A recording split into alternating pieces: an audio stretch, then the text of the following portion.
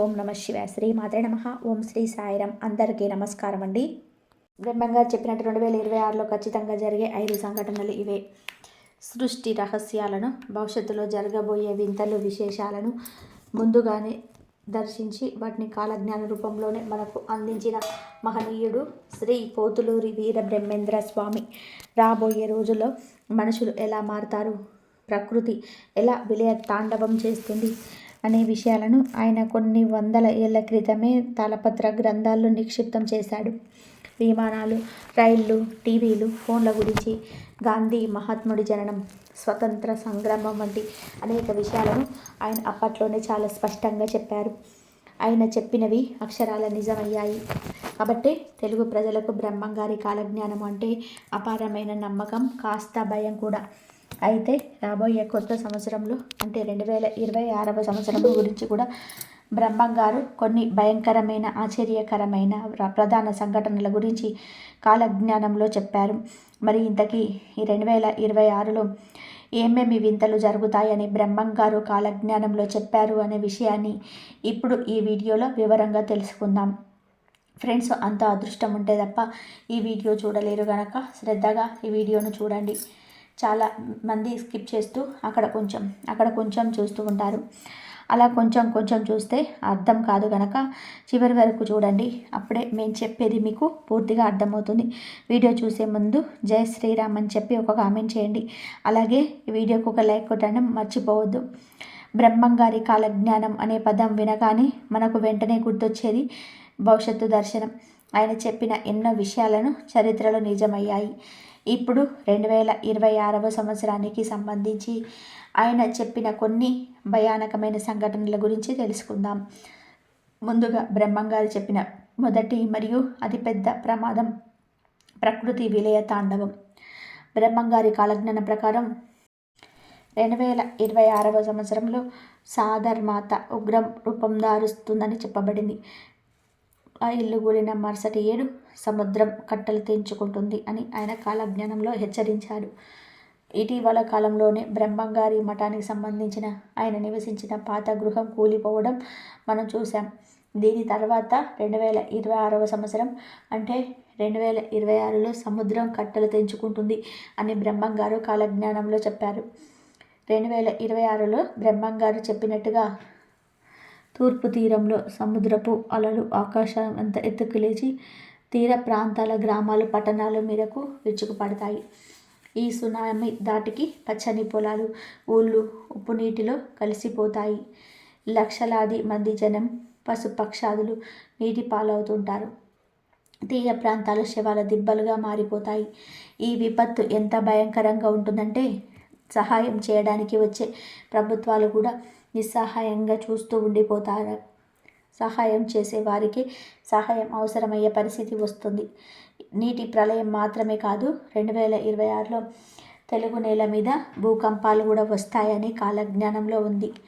పగలు రాత్రి తేడా లేకుండా భూమి తనలో తాను ఘోషిస్తూ అనేకసార్లు కంపిస్తుంది.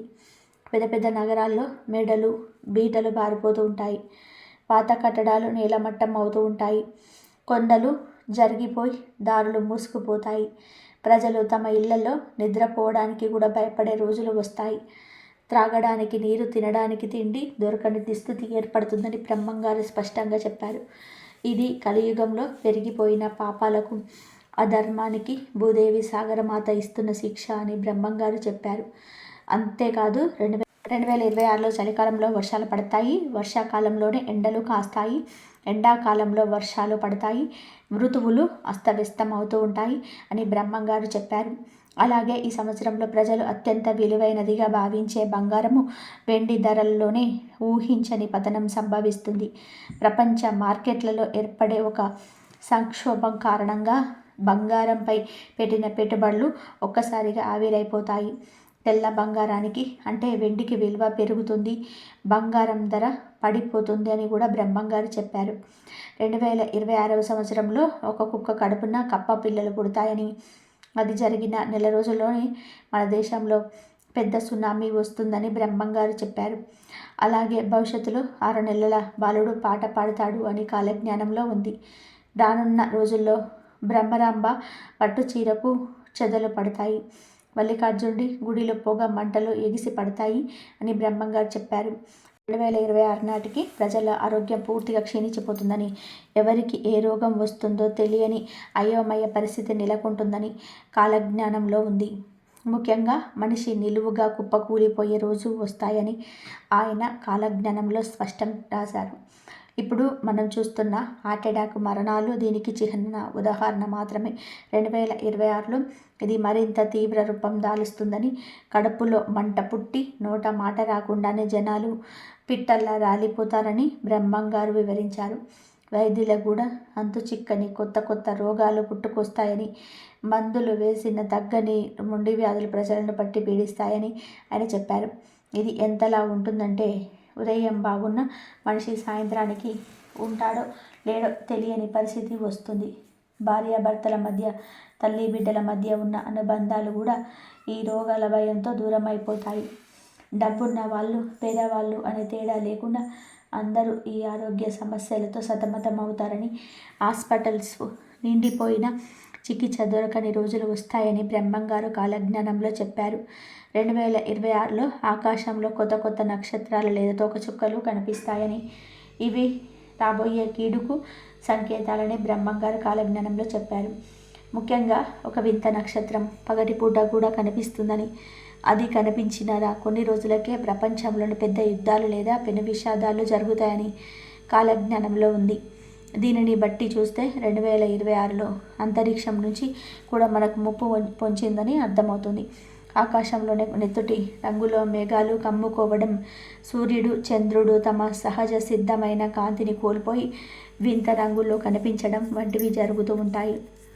ఇవన్నీ కూడా ఏదో జరగబోతుందనే భయాన్ని ప్రజల్లో రేకెత్తిస్తాయి. అంతేకాదు 2026లో రాజకీయ వ్యవస్థలో ఊహించని కుదుపులు వస్తాయని బ్రహ్మంగారు చెప్పారు.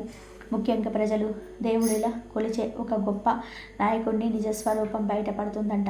ఆ నాయకుడిని ప్రజలు తమ గుండెల్లో పెట్టుకుని తమ తలరాతను మారుస్తాడని అపారంగా నమ్ముతూ ఉంటారు.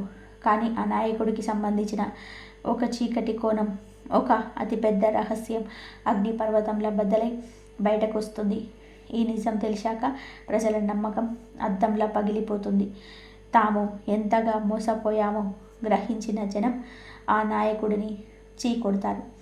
వీధుల్లోకి వచ్చి నిరసనలు తెలుపుతూ ఉంటారు. ఈ సంఘటన దేశ రాజకీయాల్లో పెను తుఫాన్లు సృష్టిస్తుంది.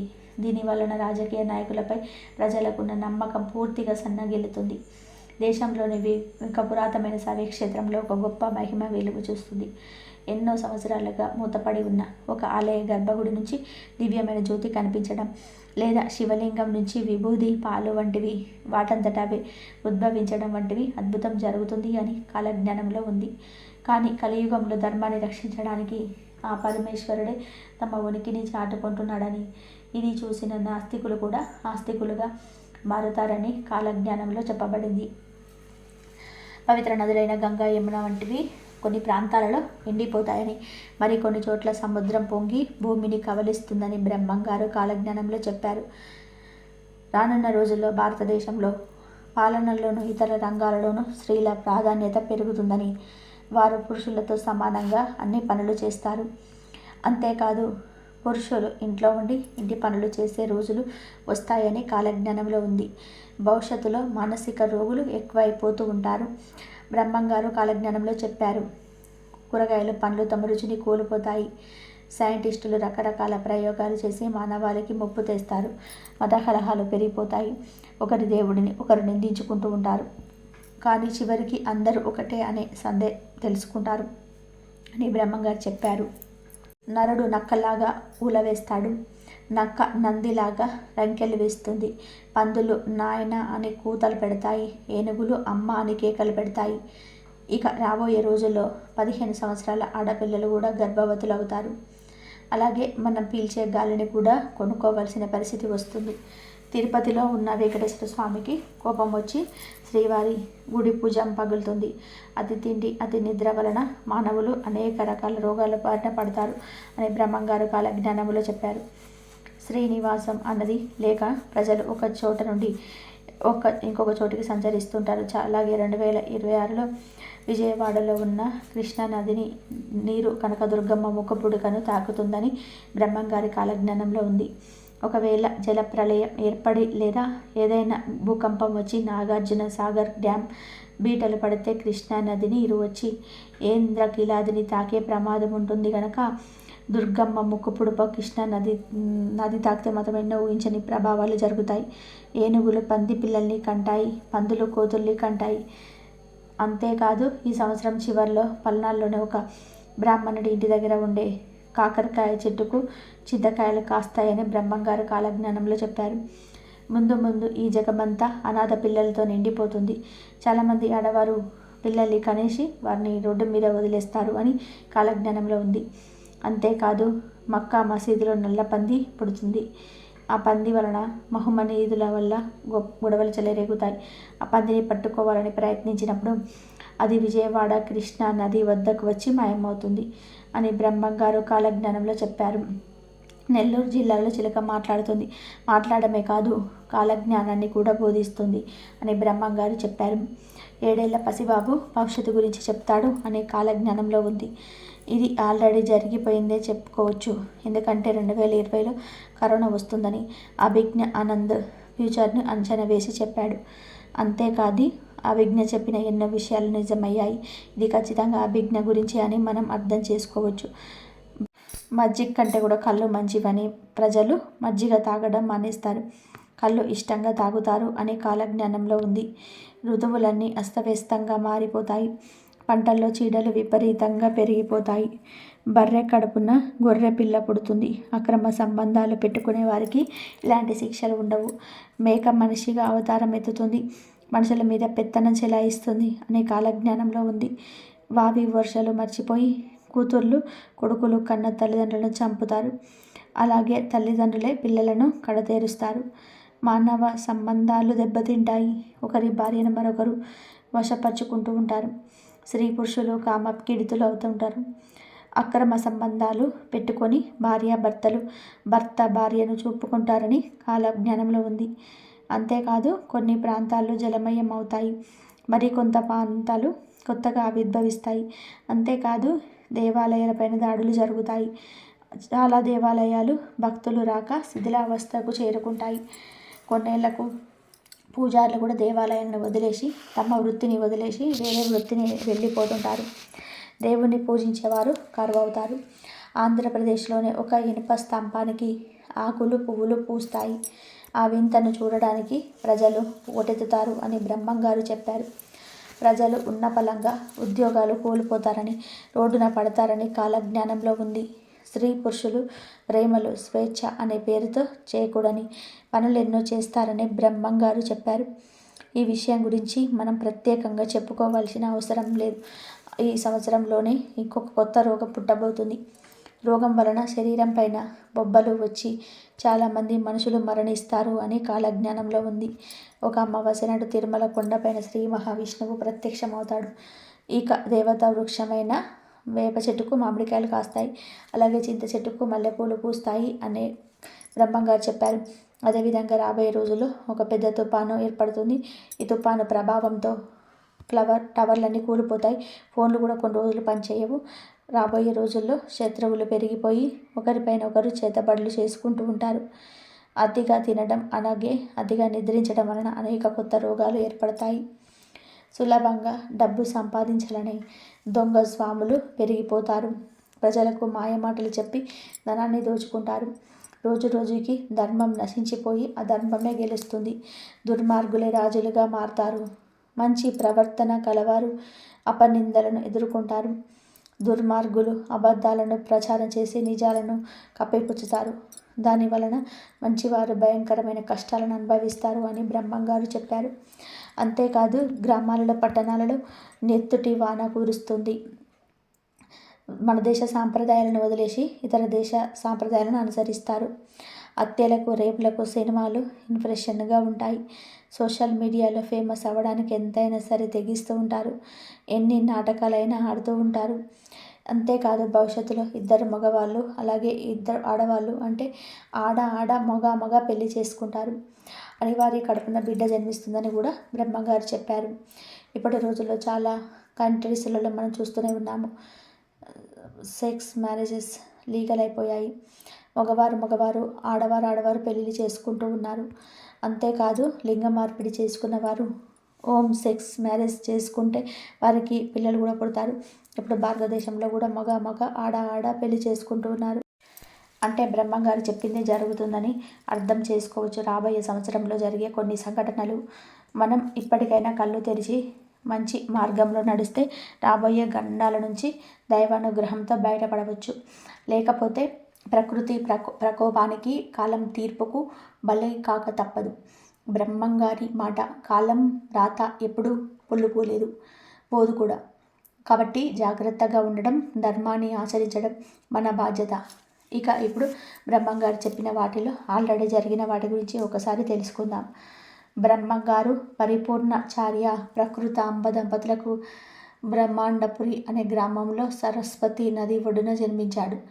రికార్డుల ప్రకారం ఆయన 1608లో పుట్టారని ఉంది. ఆయన విశ్వబ్రాహ్మణ కుటుంబంలో జన్మించాడు. బ్రహ్మంగారు కాలజ్ఞానంలో ఎన్నో విషయాల గురించి చెప్పాడు. మొత్తం 14,000 సంఘటనల గురించి బ్రహ్మంగారు కాలజ్ఞానంలో ప్రస్తావించాడు. వాటిలో ఇప్పటి వరకు కొన్ని నిజమయ్యాయి. 2023లో ఇరు ప్రాంతాల మధ్య యుద్ధం కొనసాగి దేశాల మధ్య చిచ్చు పెడుతుందని బ్రహ్మంగారు తెలిపారు. ఆయన చెప్పినట్టుగానే రష్యా ఉక్రెయిన్ మధ్య వివాదం దేశాల మధ్య ఒక పెద్ద చిచ్చుగా మారి ఇంకా కొనసాగుతుంది. పొడబాటి డ్రాగన్ మిత్రత్వం అనే వంచన చేసి శత్రువులను దెబ్బతీయాలని చూస్తుంది అని కాలజ్ఞానంలో ఉంది. బ్రహ్మంగారు చెప్పినట్టుగానే నిజంగానే డ్రాగన్ దేశమైన చైనా దేశం మన భారతదేశంలోనే మిత్రత్వం అనే వంచనను ఉపయోగించి ఎన్నోసార్లు దెబ్బతీయాలని చూసింది. అలాగే వేరు ప్రయాణ చక్రాలు ఢీకొని పెను భయంకరమైన ప్రమాదాలు సృష్టిస్తుందని బ్రహ్మంగారు తెలిపారు.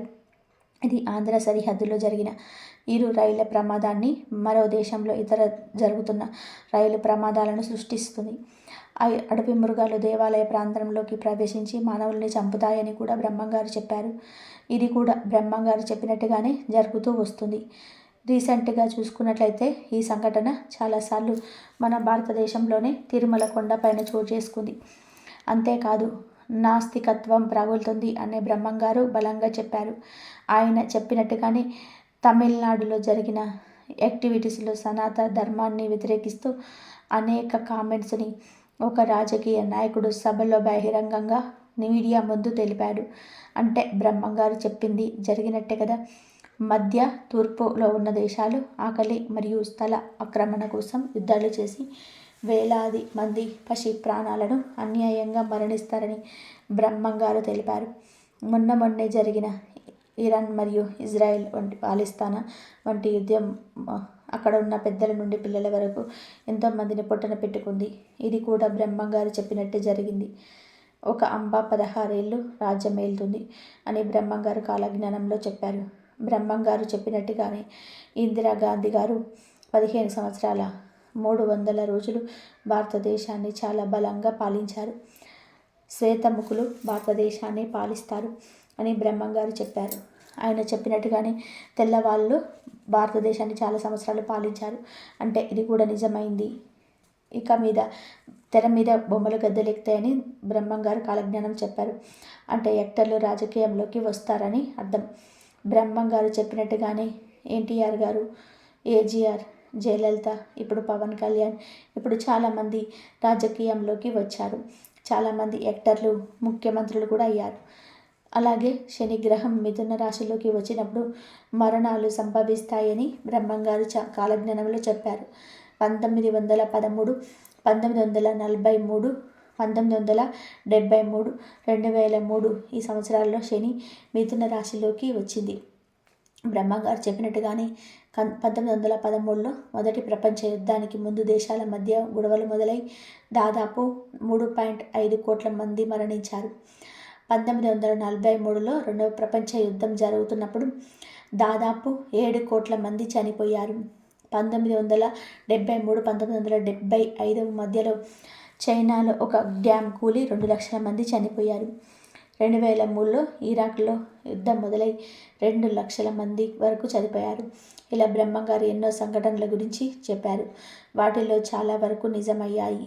గట్టివాడైన పొట్టివాడు దేశాన్ని పాలిస్తాడు అని, ఆకాశంలోని పక్షి వాహనాలు కూలి మరణాలు సంభవిస్తాయని, హైదరాబాదులో తుర్కష్లు హిందువులు ఒకరికొకరు చంపుకుంటారు అని, జనసంఖ్య విపరీతంగా పెరుగుతుందని, విచిత్రమైన యంత్రాలు వస్తాయి కానీ చావు పుట్టుకను కనిపెట్టలేరు అని, ఇలా మనం ఇప్పుడు చూస్తున్న ఎన్నో వింతలు విచిత్రాల గురించి బ్రహ్మంగారు అప్పట్లోనే కాలజ్ఞానంలో రాసిపెట్టారు.